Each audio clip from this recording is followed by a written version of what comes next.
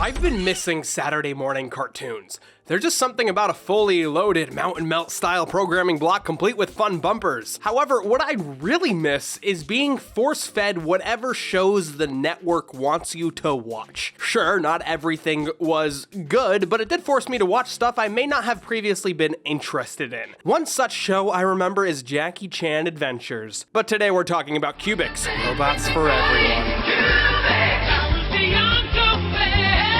Cubix was a show that originally aired on Kids WB, and it was kind of a big deal. However, besides possibly being able to potentially point out one of the characters in a prison lineup, perhaps, I couldn't tell you anything about the show. So I'm going to take a look back on Cubix and hopefully remember why this show was simultaneously so hyped and so forgettable. However, if you want some unforgettable content, check out today's sponsor, Verve. I've talked about Verve quite a lot on this channel, and I'm happy about that because it's a service I use a lot. Between me and my girlfriend, it's probably our most used streaming platform in our apartment, with a great selection of curated channels and content from things like Crunchyroll, Nixsplat, and Boomerang. Whenever I want to watch something interesting, Verve is my go-to place. I just watched the first 2 episodes of the new Scooby-Doo show, Scooby-Doo and Guess Who, and I have a lot of thoughts. I want to talk about it, but not until after the video, so stay tuned for that. It's almost gonna be like a mini review. So try out Verve Premium by going to vrv.co/Billiam. And back to the video. Cubix, the show, not the character, takes place in a future not so far away in the city of Bubbletown, which has the largest human-to-robot population in the world due to it being the home of Robix Corp. Connor, the new kid in town, starts hanging out with a group of friends who all help out at the local robot chop shop owned by Hella. Connor asserts his dork dominance by fixing the shop's unfixable robot, Cubix. Cubix is a one-of-a-kind, prototype model robot who has modular cubes all around him. Depending on the circumstance, he's able to break apart and reform itself to complete whatever task is needed. It's pretty neat. Now, of course, all of this information is laid out in the special Cubix preview VHS tape. Now, I'm just a dumb kid. What is this? Some kind of VHS? Used to play video on a VCR? Sure hope no #90s kids tell me I'm not allowed to talk about this. I remember seeing quite a few of these preview VHS tapes either mailed out or given out at certain locations. Pokemon had one, Yu-Gi-Oh had one, Digimon had one.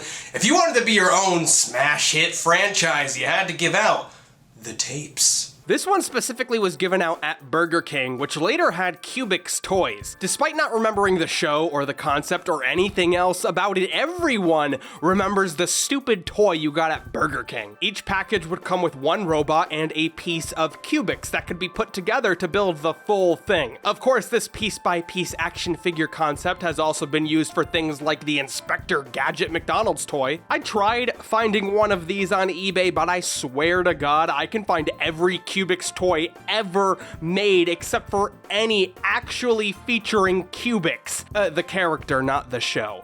It's really quite frustrating. Although Cubix is technically an imported show from South Korea, it was marketed as 4Kids' first originally produced show. That's half true. From what I can tell, 4Kids licensed the show from Cinepix, a South Korean animation company which made Cubix, the character and the show, and that's pretty much it. But for their adaptation, 4Kids commissioned extra scenes. Specifically, in the first episode, they commissioned some extra scenes of the kids at the shop being nicer to Connor so they didn't come off as jerks. After Cubix, 4Kids would later commission extra seasons of different shows, non-canon specials, and even produce their own shows from the ground up. So in a way, I guess Cubix was an important stepping stone for them. The show originally aired on Kids WB from 2001 to 2003, but then the series was picked up by 4Kids' own programming block, the Foxbox. Cubix was also featured in The Fight for the Foxbox, a half-hour-long special which created a crossover between all of the Foxbox's popular boy-targeted shows. It was weird! Episode by episode, Cubix slowly introduces new characters, concepts, and even a mystery that's solved over the course of the season. Cubix hits that sweet spot of being episodic yet still serialized. Episodes can be enjoyed, or at least viewed, individually, but for those watching everything, you can see a story unfolding. The main villain of the show is Dr. K. Who's the baddest? I'm the baddest. I who was working with a mysterious alien to collect Solex, a source of power that Cubix Corp was using to power robots. Solex comes in two forms: Crystal Solex, which powers Cubix, and a much less stable version, Liquid Solex, which powers a number of the robots built by Cubix Corp. All of the robots in Cubix have an emotion processing unit, which gives them all a unique personality, but the instability of the Liquid Solex interferes with the EPU, causing the robots to be evil sometimes. Each episode of the show usually has a regular robot acting all evil until the hashtag squad can come in and fix the situation. Then Dr. K comes in to try to collect the Solex, but sometimes is stopped by Cubix. The main character of the show is Connor. After the death of his mother, Connor and his dad moved to Bubbletown so Connor's dad can open up a donut shop. Thought robots were supposed to be smart. Give me that. Now, Connor likes robots, but his dad thinks robots are a waste of time, despite the fact that it's an incredibly lucrative industry. Connor's dad thinks Connor's time would be better spent working in the family business of donuts. Connor, quit wasting your time on those pesky little things that have completely changed the socioeconomic and geopolitical landscape of the world, and come work in the family business of non-essential food items that will definitely not be the first business to go in a recession. Honestly, Connor's dad sucks. When I showed up with Cubix that night, well, let's just say it was bad timing. Hi, Dad. His hatred is kind of presented as a type of bigotry, so despite it not making any sense at all and being proven wrong in nearly every episode he's in, he still holds on to it. No matter how many times we get the same episode of him learning his lesson over and over again. Watching a show consecutively when it's supposed to be watched weekly just reveals how repetitive things can feel. Connor ends up hanging out around a robot repair shop where he meets some friends who all play into one social stereotype or another. They're all just one-note characters that never really go beyond what you expect of them, at least for the first season. I didn't watch the second season. You have the jock who likes to eat, the nerd who's just a big gosh darn dork who I want to bully, and there's a girl. She has a robot named Don Don. And then there's Hella. She runs the shop that all these degenerates hang out at. She serves as a mentor figure and teacher for all the kids. I like Hella. She's a good one. But I don't like most of the characters. Connor's fine and Cubix is kind of cute, but the rest are just supporting cast members that are there in support of Connor, another character. They're not in support of the show. So Cubix has a cool design. He's a modular robot, one of a kind, and he can transform into all sorts of things. As he hangs out with Connor, he slowly learns lingo and becomes affectionate to those around him. Compared to other kids and robot stories, the emotional connection between Connor and Cubix could definitely be better, but it's serviceable. We're told they care for each other, and Cubix calls Connor a friend, so we assume they are. Get it! You can never have a robot in my house, so just give him back! But Dad, Cubix is my friend! While I don't mind Connor as a main character, for some reason he narrates the whole show. Like every time there's a scene transition, there is narration from Connor explaining what is going on. It was getting late, so the guys went home with their robots. Now I had a robot to take home too. I have conflicting feelings about whether or not I find this necessary. 4Kids did commission new scenes for the show, so I'm kind of wondering if they were worried about the cohesiveness of the final product. I mean, I don't even know if the narration was in the original Korean version. I can't find it anywhere. Needless to say, it's quite annoying, and I wish the show didn't have it. But at times, I would be watching the show and suddenly realize I had no idea what's going on, so maybe, if the narration wasn't there, it would just be a hot mess. The story of the first season involves the mystery behind the death of Dr. Nemo, Hella's father and the father of modern robotics. He was the inventor of the EPU and even built Cubix, but that's presented as a twist. The mystery behind Dr. Nemo is not something that's actively discussed in every episode, and is really only brought up right before it's revealed that he's still alive to a resounding, okay. The final episode has Dr. K and the alien combining all of their robots to beat Cubix up, but Cubix beats them up. Whoa. Watching this finale, I had flashbacks coming back to me. I remember seeing this and thinking it was a big deal. Well, yeah, As a 5-year-old, it was. These last few episodes were actually re-edited together and turned into Cubix the movie, a straight-to-DVD movie, which is my only source for high-quality Cubix footage. Well, I'm being very judgmental of the series now. This isn't an angry review. I'm not angry about it. I just wasn't a big fan watching it as a 23-year-old. Now, as a kid, I remember thinking Cubix was awesome. I never watched Reboot growing up, and Cubix premiered about a year before Jimmy Neutron, so this was the first CG animated show that I had ever seen. To me, it was this sort of big budget, awesome action show.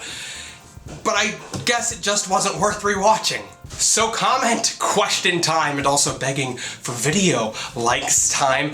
Did you watch Cubix, and do you remember anything about it besides what I've talked about in this video? If so, are there any other shows that you have vague memories of, stuff you know you enjoy, just can't remember any specific details? Comment down below to the answer to the question and give a like. As a TV show or franchise, I wasn't invested in Cubix because I just didn't like the characters. I didn't really know that then, but the reason why you get invested in a long-running narrative is because you want to see where the characters go. I don't like Connor. He's not cool or interesting, he's just a boring kid with a boring face. Cubix is neat, but that neat factor can be satisfied by a toy or playing a video game. But I certainly didn't play the video games, especially the video games published by 3DO, of all companies. And buckle up for some heart-thumping excitement.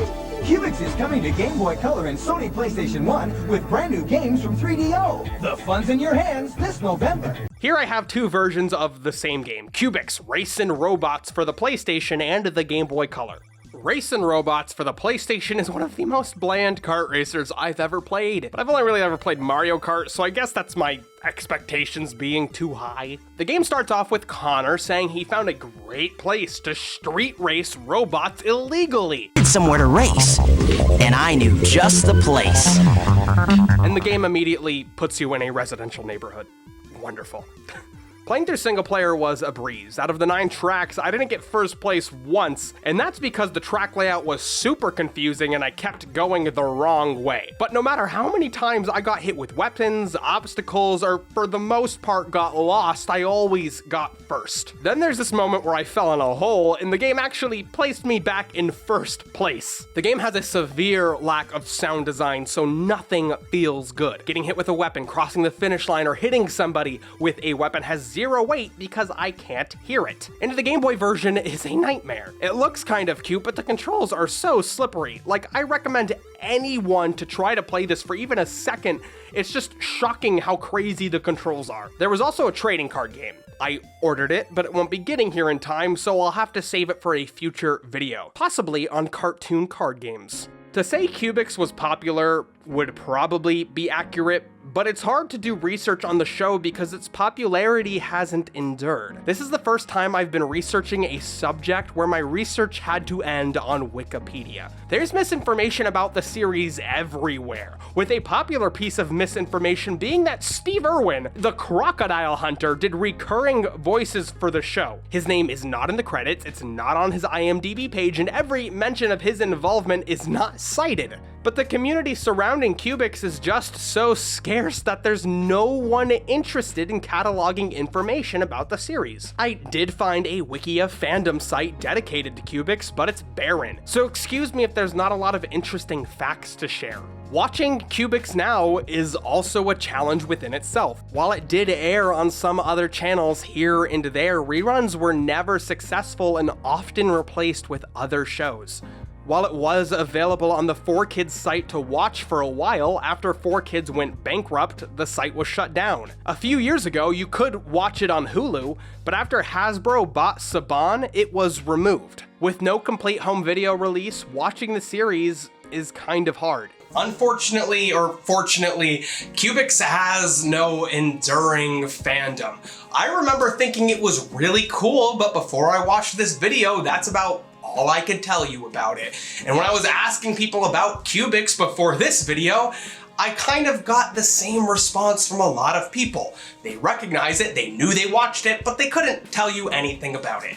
And I think the reason why is because Cubix, although cool looking, is just a bland show filled with bland characters and bland donuts. The only thing about Cubix that has endured is the memories of the Burger King toy. And I can't seem to find that anywhere. This video is sponsored by Verve. Go to vrv.co/Billiam to get a 30-day free trial of Verve Premium. With Verve being on a wide variety of streaming devices and allowing you to watch content offline with its offline sync feature, Verve is definitely a convenient platform to watch content on. So I just watched the first 2 episodes of the new Scooby-Doo show, Scooby-Doo and Guess Who, on Verve's Boomerang channel. There have been a lot of iterations of Scooby-Doo over the years, but Guess Who kind of brings it back to the beginning. Right from the intro, you know they cared a lot about making this show. In both its aesthetic and audio qualities, you can tell this is an authentic throwback. Some of my favorite Scooby-Doo episodes as a kid were the weird crossovers, whether it was Batman, the Harlem Globetrotters, or whoever, and Scooby-Doo Guess Who is completely built with that in mind. Each episode of Guess Who features a new and unique guest character from historical, fictional, or real-life characters. It's really fun to watch, and the Verve thumbnails for all of the upcoming episodes have silhouettes of the guests, so it's kind of fun to go through them and to try to guess who they might be. I definitely recommend going to watch the second episode featuring Abraham Lincoln as a guest. There's kind of a twist with him involved that is a really awesome throwback if you are familiar with Hanna-Barbera in any capacity. So check out Boomerang, Scooby-Doo, and Guess Who, and so much more by going to vrv.co/Billiam and signing up for a 30-day free trial of Verve Premium. Thank you again to Verve for sponsoring this video. Anyways, if this is your first video of mine, consider subscribing and following me on social media. The links to those are in the description down below. Other than that, have a good day and I will see you next week. Also, check out some of my other videos. I forgot to say that. Anyways, goodbye.